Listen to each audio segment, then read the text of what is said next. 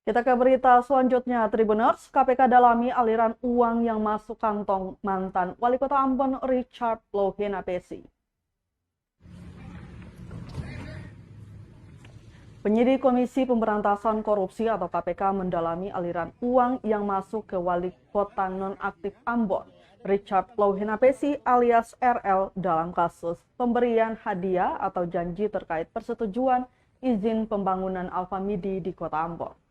Pendalaman itu dilakukan tim penyidik saat pemeriksaan Kepala Bidang Pengelolaan Sumber Daya Air dan Infrastruktur Permukiman pada Dinas PUPR Kota Ambon, Chandra Futwembut, Kepala Dinas Perumahan Rakyat dan Kawasan Pemukiman Kota Ambon, Rustam Simanjuntak dan Telinio selaku wira swasta. Mereka diperiksa di Gedung Merah Putih KPK pada Jumat 10 Juni 2022.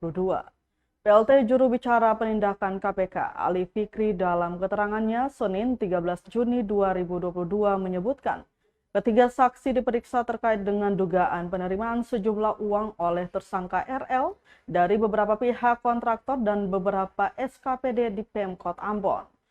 Saksi lain yakni PNS atau Koordinator Perwakilan Pemkot Ambon di Jakarta, Karen Walker Dias, tak memenuhi panggilan tim penyidik.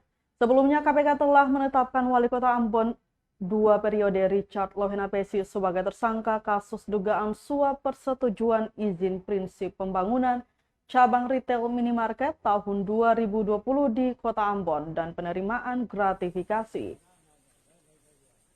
Apakah benar Bapak tidak sakit serius atau gimana? Enggak, ini saya pakai sendal ini. Oh gitu ya Pak. Saya operasi kaki kan.